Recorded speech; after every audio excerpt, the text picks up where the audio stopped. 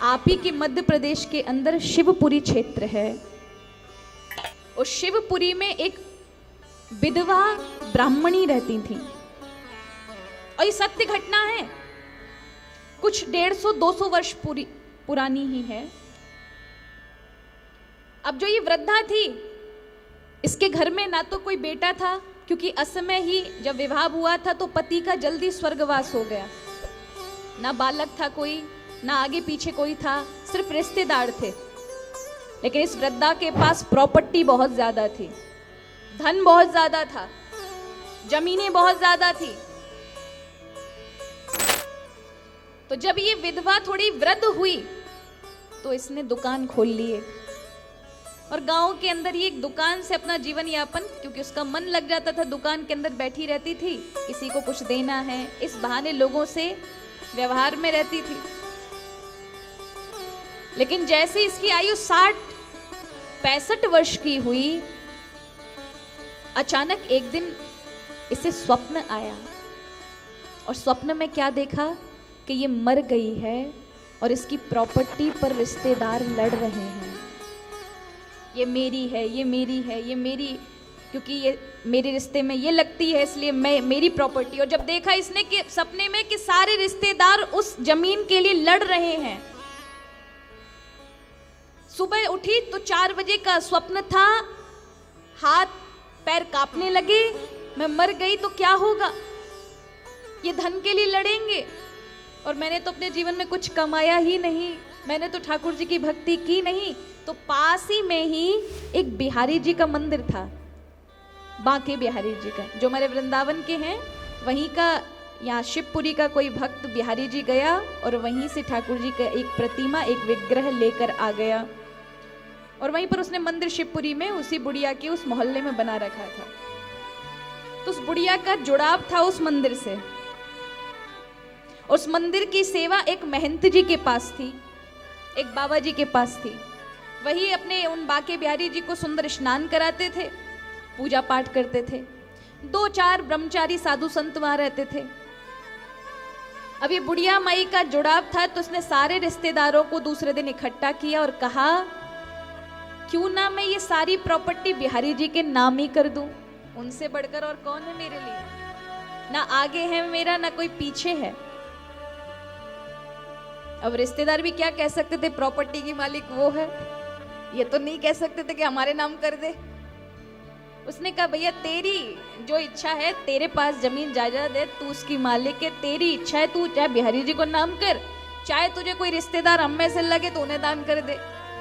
उसने कहा, देखो मेरे जीवन के मालिक तो बिहारी जी हैं, मेरे पति चले गए तब भी मैं बिहारी जी के चरणों में ही रही हूं, इसलिए मेरे जीवन का जितना भी धन है मैं बिहारी जी को ही देना चाहती हूँ।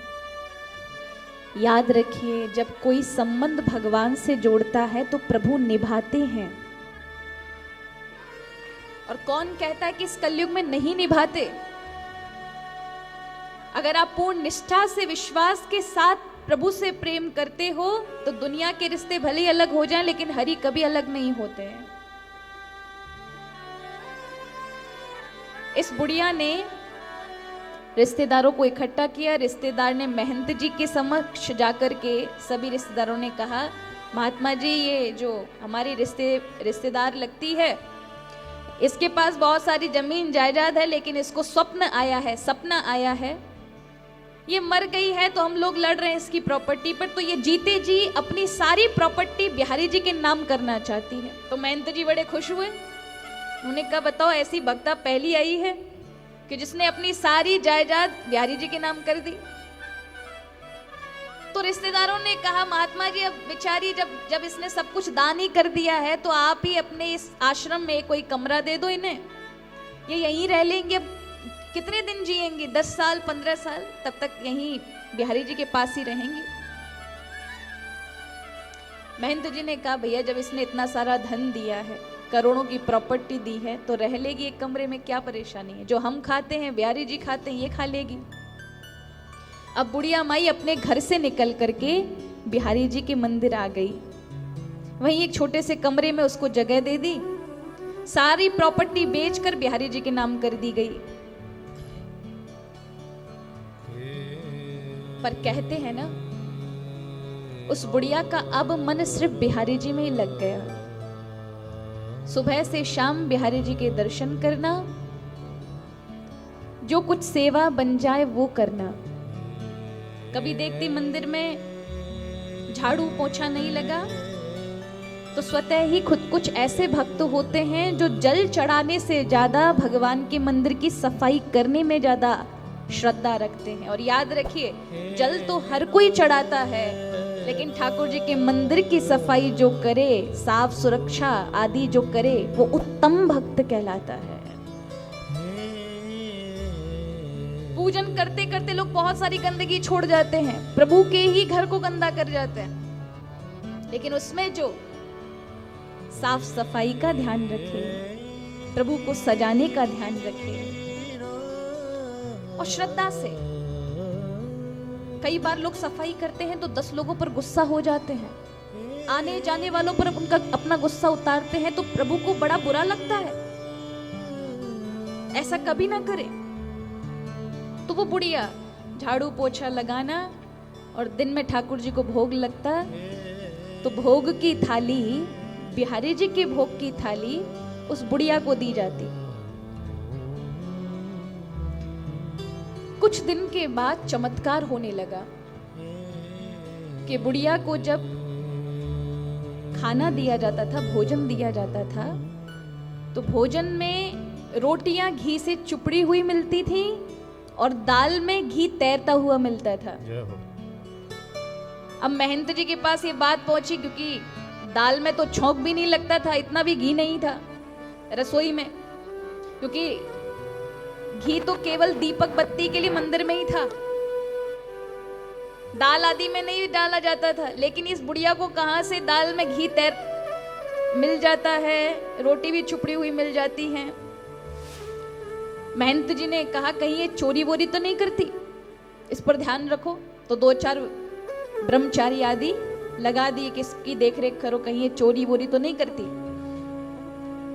तो लोगों ने देखा, सुबह से रात देखने लगे, उस पर नजर रखने लगे, लेकिन वो तो कोई चोरी नहीं करती है, बस सेवा करना और आ जाना।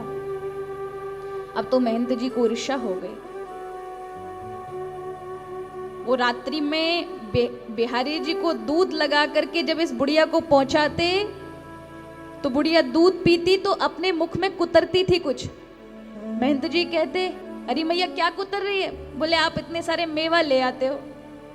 अब उनको ये देख करके बड़ा क्रोध आया और जलन भी हुई कि मैं रात दिन सेवा करता हूं, मुझसे तो बिहारी जी का इतना सा प्रेम नहीं, और इस बुढ़िया को बताओ घी की रोटियां खिला रहे हैं, घी की दाल खिला रहे हैं, मेवाएं देते हैं। क्योंकि जो मेवा मंदिर की पूजा पाठ के लिए रखी थी वो बिहारी जी ने बुढ़िया को ही पहुंचा दी। महाराज हर बार भोग में वही उसको देके जाते, उसके भोजन में मिला देते। महंत जी को ईर्ष्या हो गई। सो महंत जी ने उस बुढ़िया को निकलवाने के लिए अफवाह उड़ा दी और कहा कि ये चरित्रहीन महिला है, ये किसी पर पुरुष के पास रहती है और वही इसको तरह तरह के माल आदि खिलाता है। ऐसे अपशब्द अफवाह फैला दी उस बेचारी बुढ़िया के लिए। सो रिश्तेदारों के पास जब ये अफवाह पहुंची तो रिश्तेदारों को तो विश्वास नहीं हुआ। उन्होंने कहा कि इसने अपने पूरा जीवन त्याग में, भगवान की भक्ति में ही निकाला है, कभी ऐसा इसके ऊपर कभी कलंक नहीं लगा, ना हमने कभी ऐसा देखा इसे। अभी आपके यहाँ 2-4 महीने क्या रह ली महाराज, आपने ऐसा कैसे दोष लगा दिया?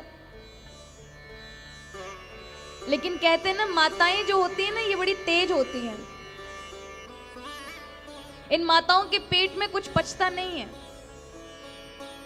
तो कुछ गांव की माताएं इकट्ठी होकर के, और जब वो बेचारी बुढ़िया निकल के जाती तो उसको उल्टा सीधा ताना सुनाती, अरे कम से कम कुल खानदान का नाम तो रख लिया होता, वो भी बेच खाया, ऐसी उम्र में ऐसे कार्य किए। उसको बड़ा बुरा लगा। उसने उनके नजदीक आके पूछा कि बहनों तुम ऐसा क्यों कह रही हो मेरे से? तो कहा महंत जी ने ऐसा कहा, तुम ऐसा करती हो? अब तो बहुत तेज रोई, बिहारी जी के चरणों में आकर के प्रभु के समक्ष फूट फूट के रोने लगी। बिहारी जी, मेरा कोई नहीं आपके अलावा, और इन महंत जी ने मेरे ऊपर ऐसी अफवाह, चरित्रहीन का दोष लगा दिया, मेरा चरित्र कलंकित कर दिया है। अब आप ही मेरे चरित्र को ठीक करें। सो वो सभी रिश्तेदारों को बुलाती है दूसरे दिन और कहती है कि मैं कभी आप लोगों ने मुझे ऐसा देखा? मेरे पति के जाने के बाद मैं हमेशा अपनी ही कुटिया में रही हूं, अपने ही घर में रही। मुझे खुद नहीं पता कि वो दूध में मेवा कहां से आते थे और घी की दाल कहां से आती थी। तो सब पूरे रिश्तेदार इकट्ठे होके महंत जी के पास जाने लगे, तो महंत जी बाहर ही मंदिर के बैठे थे। महंत जी ने देखा पूरा गांव आ रहा है, समझ लिया ये बुढ़िया ही लेकर आ रही है। अब जब वो देखा पूरा गांव आ गया, उन्होंने कहा महंत जी आप ऐसे कैसे कलंक लगा सकते हैं इस महिला पर? कभी इसने कुछ गलत नहीं किया, हमेशा प्रभु की भक्ति की है, हमेशा अच्छे काम किए, कभी इसको किसी ने इस दृष्टि से गलत देखा ही नहीं, ना ही इसने कभी देखा। आप इस पर कैसे लाछन लगा सकते हैं? तो महंत जी कहते हैं हम लाछन नहीं लगा रहे, हम तो सच्चाई बता रहे हैं। सच में ये पर पुरुष का संग करती है। अब तो वो बुढ़िया बहुत फूट फूट के रोने लगी। साधु कोई ऐसी बात कहे, वो भी जिसमें उसका दोष नहीं है। नीचे गिर के उसने साधु से पूछा कि मेरा दोष क्या है, किस पर पुरुष का? कहा हाँ ना, पर पुरुष, बिहारी जी पर पुरुष है तुम्हारे, तुम उनका संग करती हो, और वो पर पुरुष हैं जो तुम्हें मिठाई खिलाते हैं, मेवा खिलाते हैं, घी की दाल और चुपड़ी हुई रोटी खिलाते हैं, और हम रात दिन भजन पूजा करके पूरा जीवन लगाए दियो, एक भी दिन एक मेवा तक का नहीं पूछा बिहारी जी ने, और तुम पे इतने, तो ये पर पुरुष का ही तो संग है, वो पर पुरुष है तुम्हारे लिए। अब तो बुढ़िया बहुत प्रसन्न हुई मन में, क्या सच में भगवान मेरे लिए ये करते हैं? रिश्तेदारों का मन बड़ा प्रसन्न हो गया कि भैया हमारी जो ये रिश्तेदार है इस पे तो झूठा लाछन लगाया था, ये तो महंत जी की ईर्ष्या, भक्ति की ईर्ष्या का विषय है, भक्ति में ये थोड़ी बुढ़िया ज्यादा है, इसलिए भगवान इसको ऐसी कृपा करते हैं, इसको मेवा आदि खिलाते हैं। तो अब रिश्तेदारों ने कहा महात्मा जी देखो, अब इसको आपने ऐसा बोल दिया तो अब किस किस को समझाएंगे, लोगों के मन में तो बहुत गलत गलत भावनाएं फैल गई हैं। सो अब हमारी ये इच्छा है कि ये रात्रि में आपके यहाँ रुके, यहाँ आश्रम पर, लेकिन दिन में हम रिश्तेदारों के यहाँ एक एक दिन भोजन के लिए आ जाया करेगी, और सभी, क्योंकि बहुत बड़ी भगवत भक्ता है तो हम सब धन्य हो जाएंगे, हम सभी इसको एक एक दिन भोजन कराएंगे। सो इसका जीवन यापन भी हो जाएगा और हमारा भी कल्याण हो जाएगा। सो महंत जी ने भी बात मान ली, पूरे गांव वालों ने तय कर दिया कि अगले दिन से सभी अपने अपने घर में एक एक दिन के लिए इस बुढ़िया को रखेंगे और इसकी सेवा करेंगे। लेकिन बुढ़िया कहती है कि नहीं, कुछ दिन मुझे बिहारी जी के पास रहने दो, 15-20 दिन बिहारी जी के पास रह लूं, उसके बाद जैसा आप लोग कहोगे, आपके घर रहना है, किन के घर रहना है, वैसे रह लूंगी। अब रिश्तेदार तो चले गए। रात्रि के समय वो वृद्धा जब बिहारी जी के पट लग गए, वहां खड़े होकर के प्रभु से विनती करती है, हे हरि जी, मेरा जीवन आपने स्वाभिमान से बिताया है, मैंने कभी किसी के सामने हाथ नहीं पसारा, जब दुनिया की थी तब हाथ नहीं आपने पसारने दिया, जब मैं आप बिहारी जी आपकी हो गई तो मुझे जगह जगह क्यों भटकाने के लिए आप भेजें? मुझे अपना ही कर लीजिए, मुझे किसी से मांगना ना पड़े। उसी समय मंदिर के ताले जो लगे हुए थे अचानक खुल गए और किवाड़, ये सत्य घटना है, किवाड़ खुल गए और जैसी आवाज आई तो महंत जी जाके उन्होंने देखा कि मंदिर में प्रकाश हो रहा है और लोग दौड़े कि देखो भैया वो मंदिर में वो भक्ता खड़ी हुई है, वो स्त्री खड़ी हुई है जो भगवान की भक्त है। अरे देखो वहां कुछ हो रहा है, लोग दौड़े, लेकिन उससे पहले तो ठाकुर जी ने वह वृद्धा को अपने अंदर ही समाई लिया, अपना बना लिया ठाकुर जी। तब महंत जी को बड़ा दुख होता है कि उन्होंने एक भगवत भक्त को ऐसा कहा। और देखो ठाकुर जी ने परिचय दिया अपना कि मेरा भक्त कभी अकेला नहीं है, उसे दर दर की ठोकर नहीं खानी पड़ती। और ऐसा ही मीराबाई के साथ हुआ।